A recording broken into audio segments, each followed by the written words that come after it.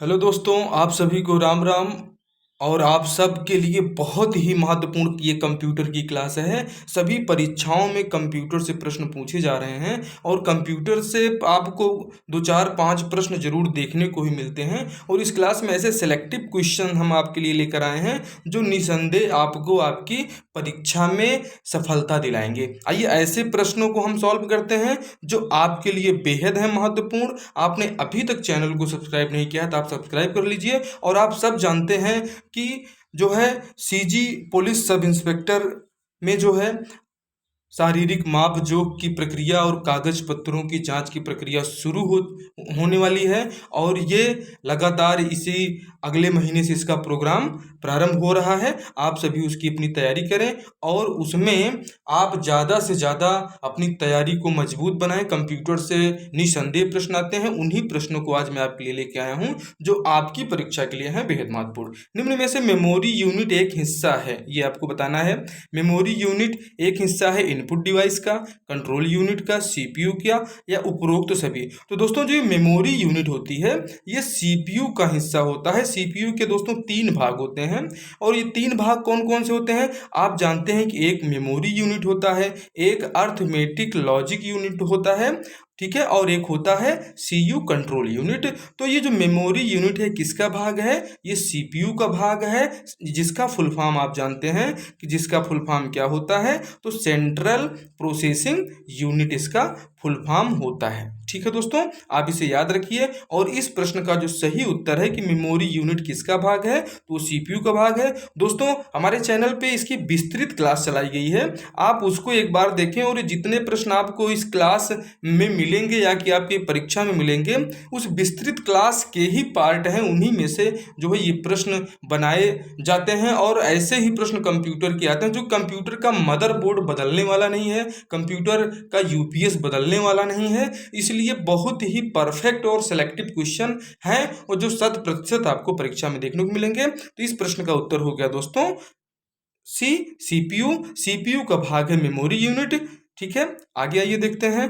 इसका सही आंसर था सी। और अब देखें कि ये डॉट डॉट डॉट के द्वारा एक नेटवर्क की डिवाइस दूसरे नेटवर्क की डिवाइस के साथ संवाद कर सकती है। क्या विंडो है, यूटिलिटी सर्वर है, फाइल सर्वर है या गेटवे है?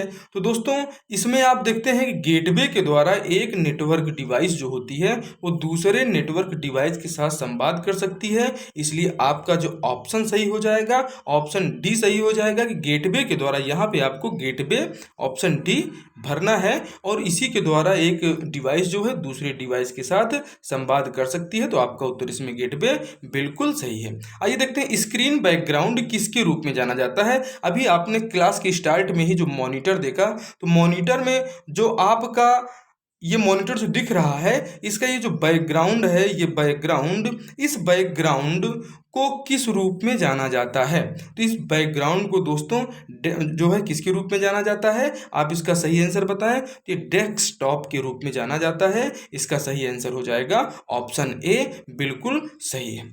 आइए देखिए इसका फुल फॉर्म आप बताइए कि MICR का अर्थ क्या होता है? तो दोस्तों MICR का जो अर्थ होता है मैग्नेटिक इंक कैरेक्टर रिकॉग्निशन, इसका फुल फॉर्म होता है MICR का। और कई बार परीक्षाओं में पूछ लिया जाता है कि MICR में C का क्या मतलब है। तो आपको इस पूरी जो है इसका जो फुल फॉर्म है इसको याद रखना है कि इसमें सी से क्या तात्पर्य है, तो सी का तात्पर्य कैरेक्टर से है। अगर इसमें पूछ लिया जाता है कि MICR में आर से क्या मतलब है, तो आर का मतलब है रिकॉग्निशन। ये सब प्रश्न पूछे गए हैं इसलिए आपको यहाँ पे बताया जा रहा है। इसमें आई भी पूछ लिया जाता है तो आई का मतलब इंक से है, और एम पूछ लिया जाए तो मैग्नेटिक से इसका संबंध है। इसलिए आप इस पूरे फुल फॉर्म को याद रखिए कि MICR का फुल फॉर्म क्या होता है, मैग्नेटिक इंक कैरेक्टर रिकॉग्निशन, ये इसका फुल फॉर्म है। और ऑप्शन आपका ए पूरी तरह से सही है।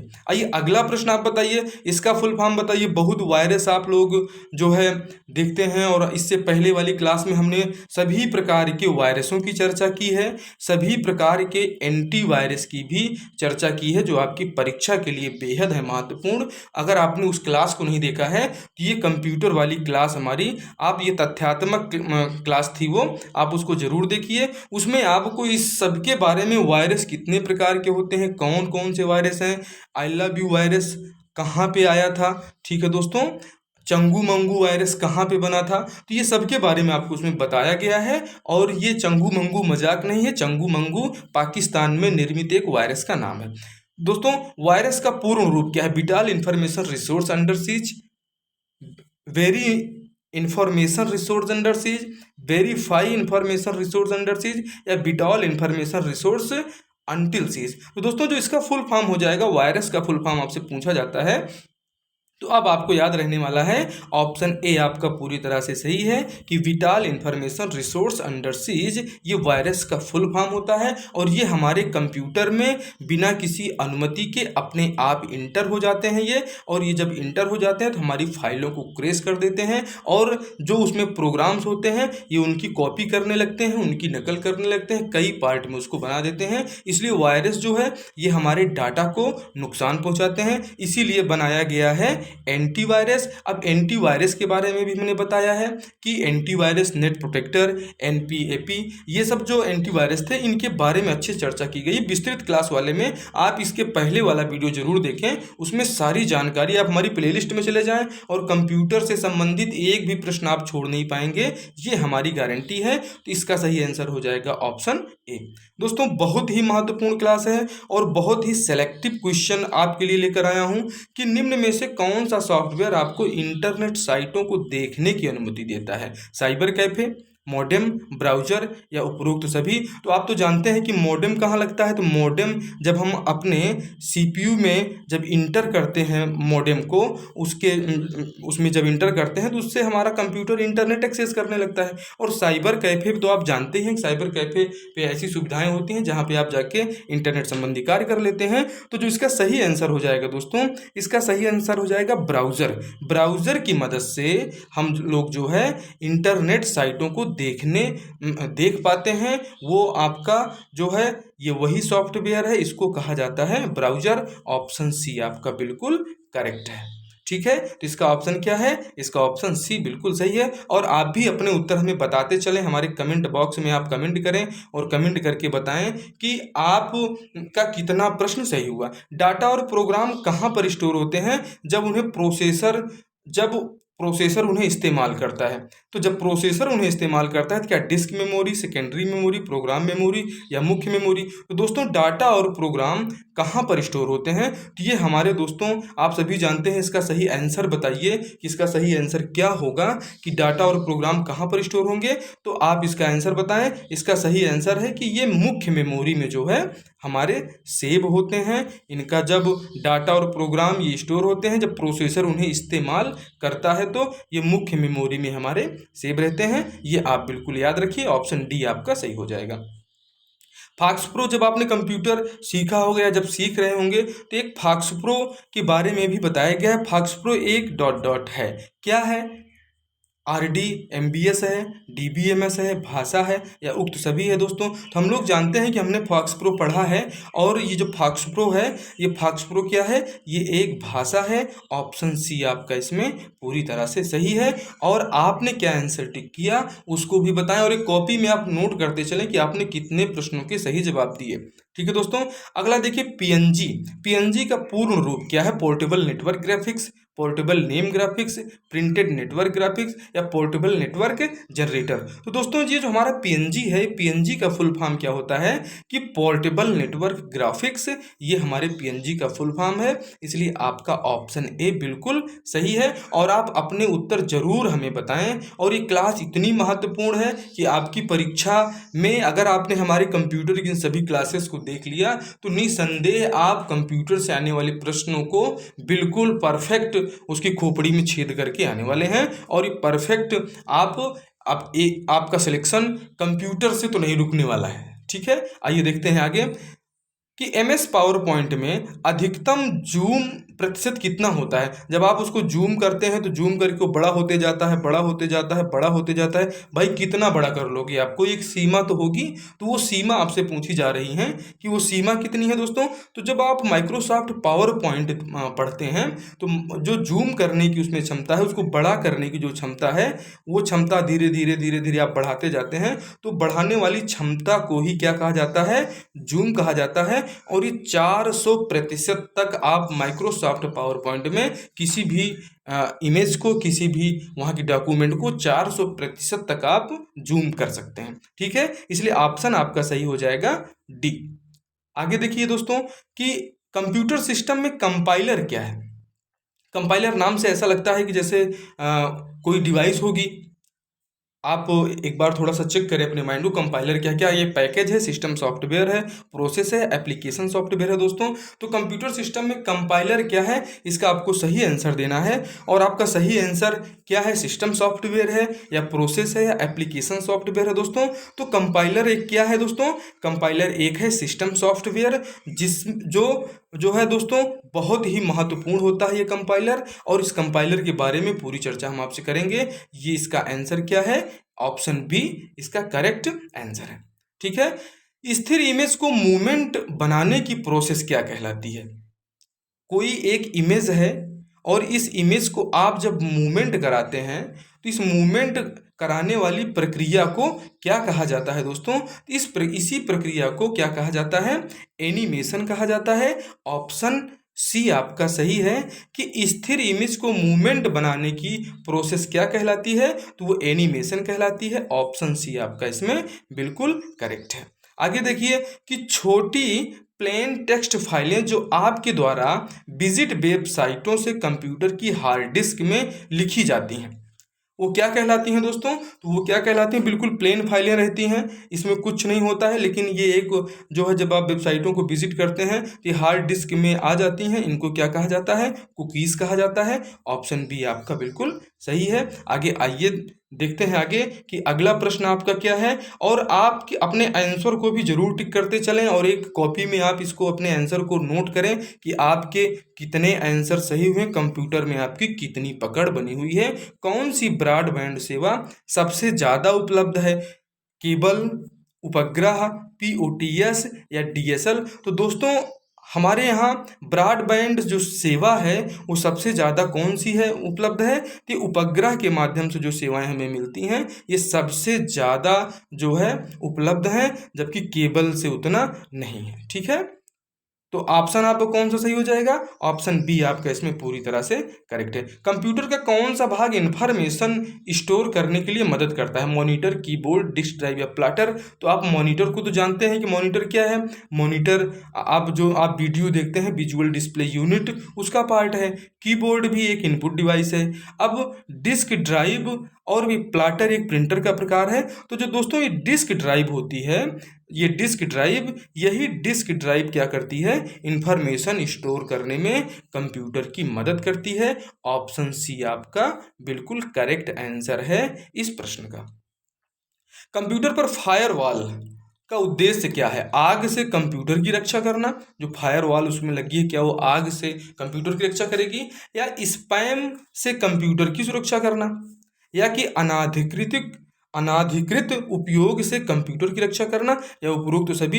तो दोस्तों कंप्यूटर की जो फायरवॉल होती है वो हमारे कंप्यूटर को अनाधिकृत उपयोग से कंप्यूटर की रक्षा करता है। अगर कोई दूसरा उसमें इंटर करना चाहता है, जब आप उसकी सेटिंग एक बार खोल के देखेंगे, और ज़रूर अगर आपके पास कंप्यूटर है तो उसमें फायरवॉल देखें और उसमें सारी सेटिंग्स आपको समझ में ज़रूर आएंगी। लेकिन उसमें कुछ छेड़ना नहीं है, नहीं गड़बड़ हो जाएगा तो आपका 1000-2000 रुपये लग जाएगा उसको ठीक करवाने में। इसलिए वो बिल्कुल ऑटोमेटिक सेट है जो है, और वो सेटिंग जो है एक बढ़िया विशेषज्ञ लोग ही उसको कर पाते हैं। इसलिए ज़्यादा जानकारी ना हो तो फायरवॉल को छेड़ना बिल्कुल नहीं चाहिए। ठीक है, तो कंप्यूटर पर फायरवॉल का उद्देश्य क्या है, अनाधिकृत उपयोग से कंप्यूटर की रक्षा करना। ऑप्शन सी आपका बिल्कुल करेक्ट आंसर है। आगे देखते हैं कि यदि आप किसी अन्य स्थान से इंटरनेट के माध्यम से अपने खुद के कंप्यूटर के जो है अपने खुद के कंप्यूटर को कनेक्ट करना चाहते हैं तो आप उपयोग कर सकते हैं ईमेल का,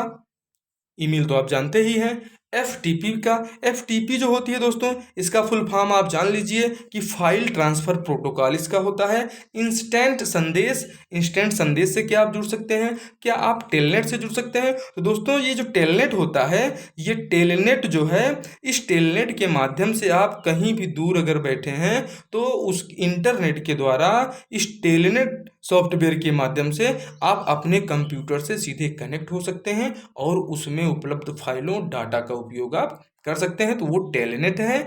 ये आंसर आपका डी इसमें बिल्कुल सही हो जाएगा। ठीक है, आगे आइए देखते हैं कि इसका उत्तर क्या है। डॉट डॉट डिस्क की कंटेंट जो निर्माण के समय में दर्ज की जाती है और उपयोगकर्ता द्वारा बदला या मिटाया नहीं जा सकता। तो जो यहाँ पे ये डॉट डॉट है दोस्तों, क्या मेमोरी ओनली डिस्क की कॉन्टेक्ट, रीड ओनली डिस्क की, या राइट ओनली, या रन ओनली? तो दोस्तों जब आप इसको देखते हैं तो आप जब रीड ओनली जब आप पढ़ेंगे तो रीड ओनली डिस्क जो होती है, ये जो होती है, इसके माध्यम से इसमें जो जानकारी रहती हैं वो रीड ओनली जो मेमोरी आपकी होती है, मतलब ये पढ़ने से ही है कि इसको आप खाली जो है इसको बदल नहीं सकते, मिटा नहीं सकते, ओनली आप इसको पढ़ सकते हैं, इसका उपयोग कर सकते हैं। इसमें जो प्रोग्राम पहले से लगे हुए रहते हैं वो बिल्कुल वही प्रोग्राम इंस्टॉल्ड, आप उसको देख सकते हैं, उसका यूज कर सकते हैं, लेकिन उसको बदल या मिटा नहीं सकते। ऑप्शन बी आपका इस क्वेश्चन का आंसर होगा। ऑप्शन बी आपका सही है कि रीड ओनली डिस्क की कंटेंट जो निर्माण के समय में दर्ज की जाती है और उपयोगकर्ता द्वारा बदला या मिटाया उसे नहीं जा सकता, इसलिए ऑप्शन बी आपका इस प्रश्न का सही उत्तर हो जाएगा। ठीक है, आगे आइए देखते हैं कि इसमें आपको बताना है ALU और कंट्रोल यूनिट को संयुक्त रूप से जाना जाता है, रैम, रोम, CPU या PC। तो दोस्तों आपको जब ALU का फुल फॉर्म आपको पता होगा, अर्थमेटिक लॉजिक यूनिट, जो कि CPU का भाग है। कंट्रोल यूनिट, ये भी CPU का भाग है। एक भाग यहाँ पे छूट रहा है, मेमोरी यूनिट, ये भी एक CPU का भाग होता है। तो जब CPU के 3 ही भाग होते हैं तो जाहिर सी बात है कि आपका जो आंसर है वो सी सही होने वाला है। ALU और कंट्रोल यूनिट को संयुक्त रूप से CPU के रूप में भी जाना जाता है और इस CPU के 3 पार्ट होते हैं, arithmetic logic unit, control unit और मेमोरी यूनिट। ठीक है दोस्तों, तो ऑप्शन सी आपका इसमें सही है। आगे देखते हैं कि अधिकांश माइक्रोसॉफ्ट प्रोग्राम्स में Alt+4 क्या करता है। जब आप सॉल्ट कीज का यूज करते हैं और सॉल्ट की के माध्यम से आप अपने कंप्यूटर को और ज़्यादा गति से और ज़्यादा वर्क कर सकते हैं, शॉर्टकट की का जब आप यूज करते हैं, तो ये जो Alt+4 होता है, क्या प्रोग्राम को ओपन करता है, प्रोग्राम को रन करता है, प्रोग्राम को संशोधित करता है, या प्रोग्राम को बंद करता है? तो यदि आप कंप्यूटर का यूज़ कर रहे हैं तो आपको पता है, लेकिन बिल्कुल नए हैं किसी भी परीक्षा की तैयारी के लिए, तो आप जान लें कि ऑप्शन डी आपका सही हो जाएगा।